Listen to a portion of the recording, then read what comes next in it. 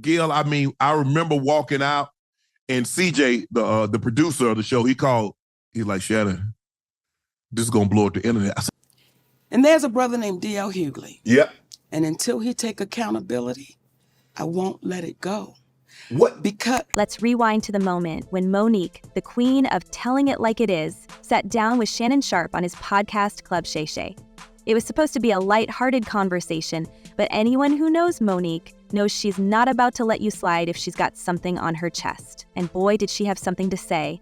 With her trademark mix of humor, blunt honesty, and that signature voice that can cut through any ego, she looked Shannon straight in the eye and delivered what now feels like prophecy. Take your old and get your old out there that can love your old, she told him, shaking her head like a disappointed auntie watching her nephew ruin Thanksgiving dinner. You're trying to hang out with these young, and you can't do it, Shanna. You just can't do it. And the room laughed, Shannon included.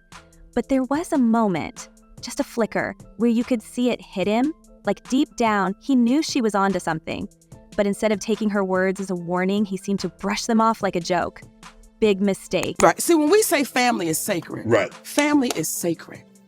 And we know that you don't cross the line when it comes to family. Correct. Right. Fast forward to today, and Monique's words feel more like a curse he should have heeded. Because now Shannon Sharpe finds himself smack in the middle of a scandal so messy, it's got everyone from sports fans to gossip columnists glued to the drama.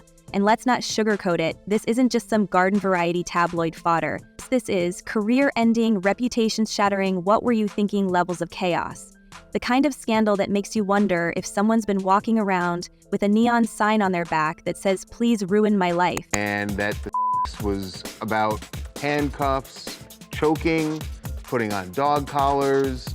Do you get those at Petco? At the heart of it all is Gabriella, the 19-year-old who has sent Shannon's carefully curated image tumbling down like a house of cards in a windstorm. Now, let's talk about this age gap for a second because it's impossible to ignore. Shannon, at the time, was 54. 54, a man who's built like a tank with a career that spans decades and a Rolodex of connections that most people can only dream of. And Gabriella, barely out of her teens, barely old enough to vote when they allegedly met. The optics alone are enough to make you cringe, but when you start digging into the details of their so-called relationship, that's when things get downright disturbing. His attorney offered that up publicly. To me, her turning it down shows that it's not a money grab. No, it shows that it's a bigger shakedown. According to Gabriella's lawsuit, what started as a consensual relationship quickly spiraled into something much darker. She paints a picture of a man who allegedly used his power, his charm, and his sheer physical dominance to manipulate and control her. She claims there were threats, there were recordings, and there were moments that she describes as anything but consensual. And while Shannon's legal team is scrambling to paint her as a liar, a gold digger, and a provocateur, the allegations are so detailed, so specific, that it's hard not to wonder, is there a kernel of truth in her story? Or is this just another case of someone trying to take down a wealthy, high-profile man? Regular routine was that Shannon then they would. Why was that relevant? But let's not get ahead of ourselves. Before we dive into the lawsuit, the back-and-forth legal strategy, and those explicit text messages that have everyone clutching their pearls, we need to address the elephant in the room: Shannon's history of dating much younger women.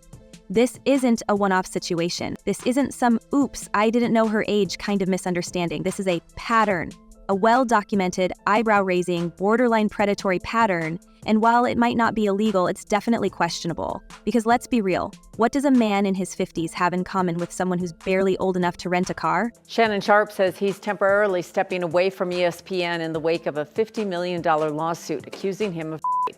A woman filed suit against Sharpe on Sunday, accusing him of raping her twice. Monique saw it, she called it out, and now the rest of the world is seeing it too. The whispers have turned into shouts, and the shouts are echoing across social media, talk shows, and newsrooms. People are digging through Shannon's past, looking for clues, for context, for anything that might explain how someone who seems so put together could end up in such a catastrophic mess. And what they're finding isn't pretty. On Easter Sunday, a lawsuit was filed in state court in Nevada against Hall of Fame tight end Shannon Sharpe because he has become such a massive media star, especially in the past few years. The lawsuit is going to attract. Take, for example, the audio clip released by Gabriella's lawyer, Tony Busby. In it, a man who sounds an awful lot like Shannon can allegedly be heard making some deeply unsettling comments. The tone, the language, It's not the polished, media-savvy Shannon we've come to know. It's raw, it's aggressive, and it's the kind of thing that makes you wonder how much of Shannon's public persona is real and how much of it is just a carefully constructed facade. And then there are the text messages. Oh, the text messages. Exclusive doesn't even begin to cover it. We're talking about messages that are so graphic, so jaw-droppingly inappropriate that they've become their own mini-scandal. Messages that Shannon's team claims were consensual and playful, but that Gabriella says are just another piece of the puzzle. A puzzle that paints Shannon as a man who crossed every line imaginable. Alrighty, y'all. So the Shannon Sharpe ESPN does he still keep his job conversation is beginning to, I was going to say beginning to happen, but it's been happening, but I think now it's beginning to get louder because of different things that Attorney Busby has released, including the audios. So right now the conversation is, why is Shannon Sharpe still able to be? And let's not forget the timing of all this. Gabriella's lawsuit comes just as Shannon was reportedly on the verge of signing a massive media deal for his podcast club Shay Shay. Coincidence? Maybe. But it's hard to ignore the fact that this could cost him everything. His reputation, his career, his future. It's all hanging by a thread, and the more details that come out, the thinner that thread gets. But here's the kicker. Gabriella isn't the first woman to make allegations against Shannon. She's not even the second. Over the past decade, there have been whispers, rumors, and even a few lawsuits that suggest a pattern of behavior. And while Shannon has managed to brush off those past accusations, this time feels different. This time, the spotlight is brighter, the stakes are higher, and the court of public opinion is less forgiving. And when you have people that continually don't take accountability, that's why you see us in the state of affairs we're in.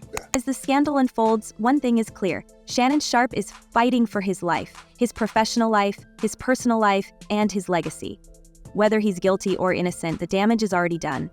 The question now is, how far will this go? And more importantly, how much more is there to uncover? Because if there's one thing we've learned from scandals like this, it's that the first headline is never the last. There's always more, always.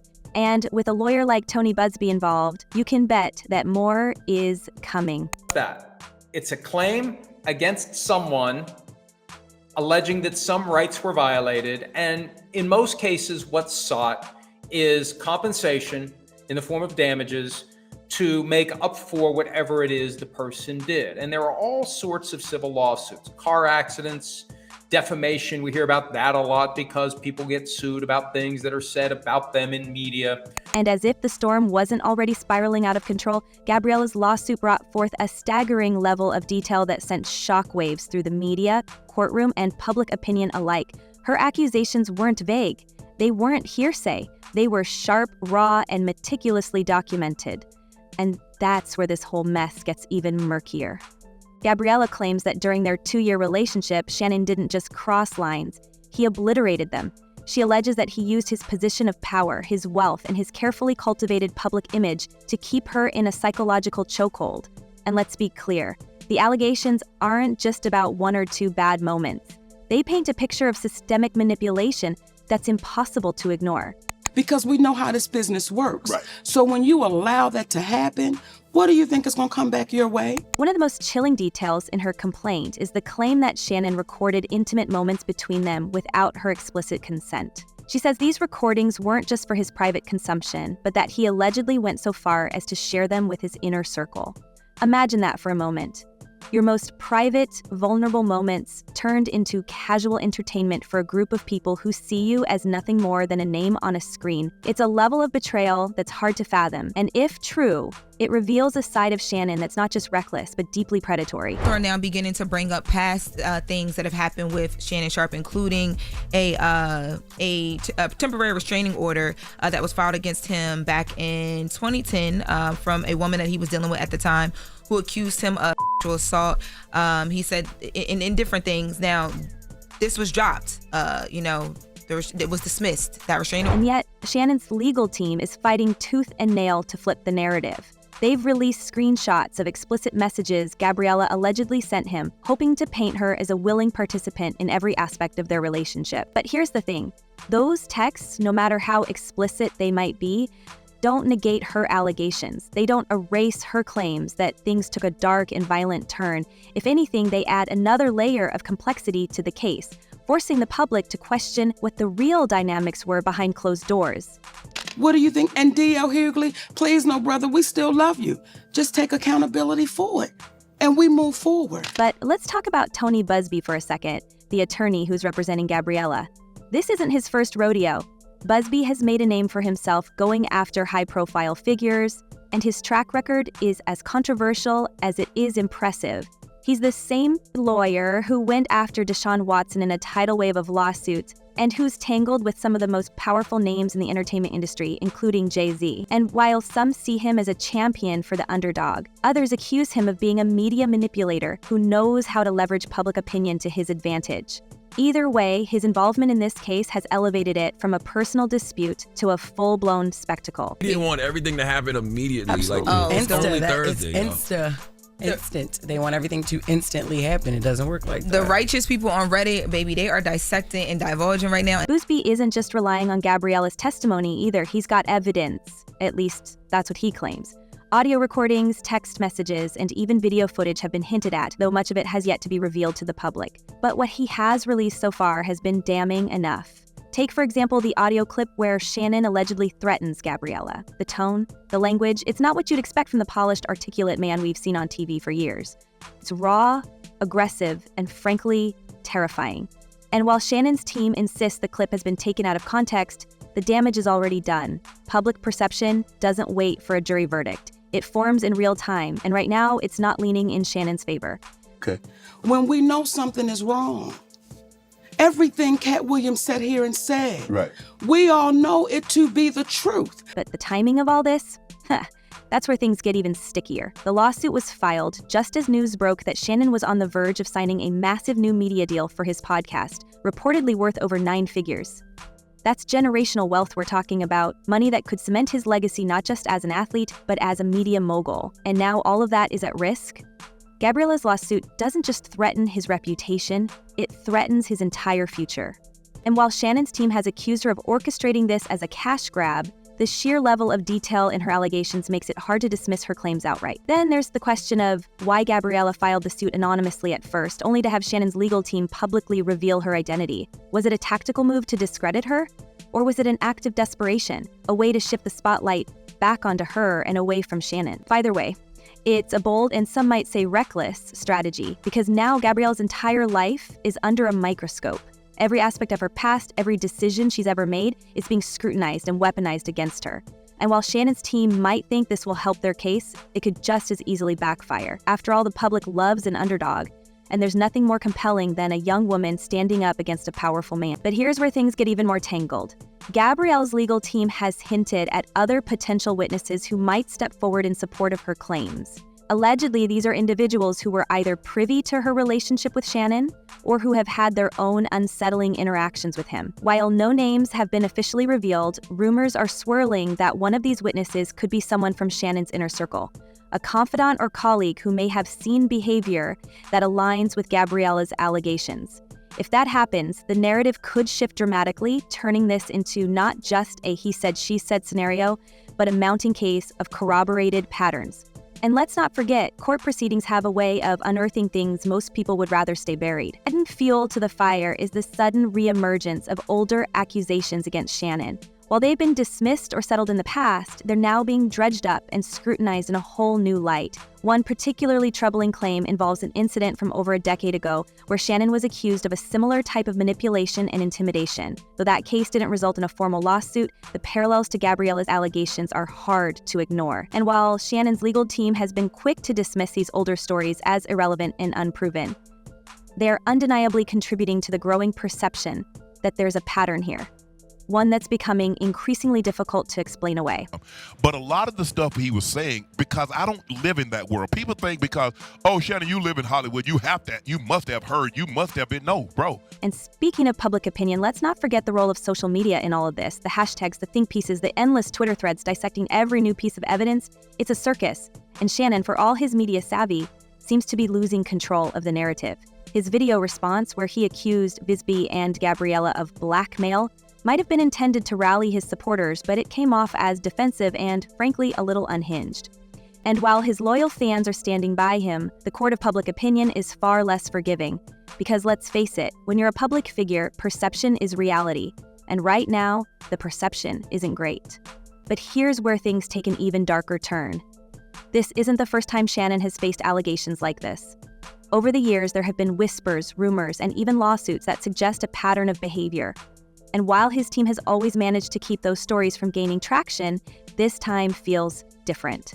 This time, there's a spotlight on every skeleton in his closet. And as more details come to light, it's becoming harder and harder to separate the man from the allegations. You decide whether or not you believe him. Was it tough hearing some of the things that he was saying? Yes, because I have a personal relationship with Earthquake. I've had Steve Harvey on the show. And let's not forget the role that race plays in all of this. Shannon himself has accused Beesby of targeting Black men, framing this as part of a larger pattern of racial bias in the legal system. And while that argument might resonate with some, it also risks overshadowing the real issue at hand, the allegations themselves. Because at the end of the day, this isn't just about race, or wealth, or power. It's about accountability. It's about whether or not Shannon Sharpe is the man he's spent decades convincing us he is. So where does this leave us? With more questions than answers, as always. Are Gabriella's allegations part of a calculated scheme to take Shannon down? Or are they the long overdue exposure of a man who's been hiding behind his fame for far too long? And what about Shannon's legal team? Are they genuinely confident in his innocence, or are they scrambling to protect a brand that's already crumbling under the weight of public scrutiny? Let us know what you think down below. Is Shannon Sharpe a victim of a coordinated attack, or is this the beginning of the end for one of sports media's biggest stars? Drop your thoughts in the comments, and we'll see you in the next one.